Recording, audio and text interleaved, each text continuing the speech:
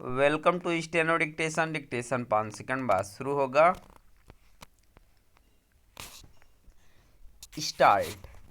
Digital arrest के बढ़ते मामलों पर सुप्रीम कोर्ट ने केंद्रीय गृह मंत्रालय और सीबीआई से जो जवाब मांगा, उसके नतीजे में इस तरह के मामले थमने के आसार कम ही हैं।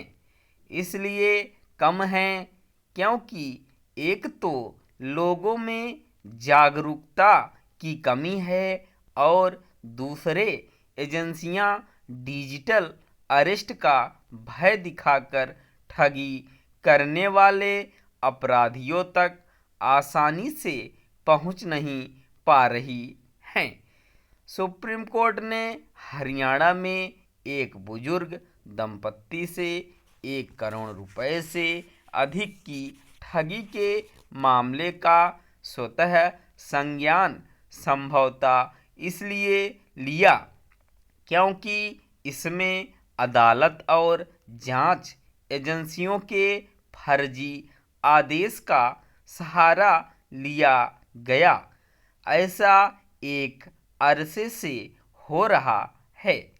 साइबर अपराधी कभी पुलिस बनकर लोगों को डिजिटली अरेस्ट करने की धमकी देते हैं, कभी सीबीआई, ईडी, कस्टम अथवा नारकोटिक्स ब्यूरो का अधिकारी बनकर। पिछले कुछ समय से वे फर्जी अदालती आदेशों की भी आड़ लेने लगे हैं।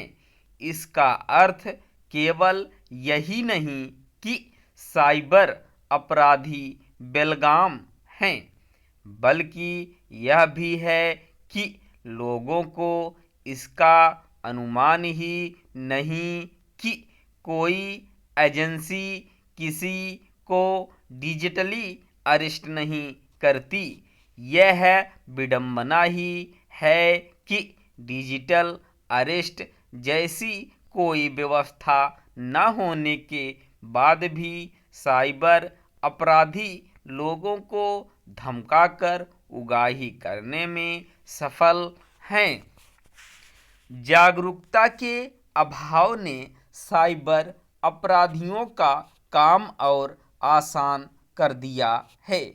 एक से एक पढ़े लिखे और यहाँ तक कि बैंकों और अपराधरोधी एजेंसियों में काम करने वाले भी साइबर अपराधियों के झांसे में आकर लाखों करोड़ों गंवा रहे हैं। हाल में ही मुंबई में साइबर अपराधियों ने एक उद्यमी से 58 करोड़ रुपए ऐंठ लिए। कई मामले ऐसे आए हैं जिनमें लोग हफ्तों तक कथित रूप से डिजिटल अरेस्ट रहे और बैंक से पैसे निकालकर ठगों को देते रहे। समझना कठिन है कि ऐसे लोग पुलिस में शिकायत करना आवश्यक क्यों नहीं समझते। क्या उन्हें उस पर भरोसा नहीं? जो भी हो, कुछ मामले ऐसे भी आए हैं जिनमें बैंक कर्मियों की भी मिलीभगत देखने को मिली। यह बहुत ही चिंताजनक स्थिति है। निस्संदेह चिंताजनक यह भी है कि डिजिटल अरेस्ट का दावा कर ठगी करने वाले आसानी से पकड़ में नहीं आते।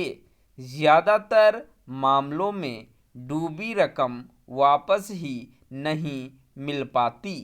इससे यही पता चलता है कि साइबर ठग अपराध रोकने वाले तंत्र से 4 कदम आगे हैं। होना तो यह चाहिए अपराध रोधी तंत्र इतना सक्षम हो कि साइबर अपराधियों में भय व्याप्त हो। इसमें संदेह है कि सुप्रीम कोर्ट के आदेश निर्देश यह काम कर पाएंगे। आवश्यकता केवल साइबर अपराध रोधी तंत्र को और सक्षम बनाने की ही नहीं, लोगों को जागरूक करने के अभियान को प्रभावी ढंग से संचालित करने की भी है। बैंकों के साथ विभिन्न एजेंसियां यह समझें कि अभी यह अभियान सही तरह नहीं चल रहा है। स्टॉप।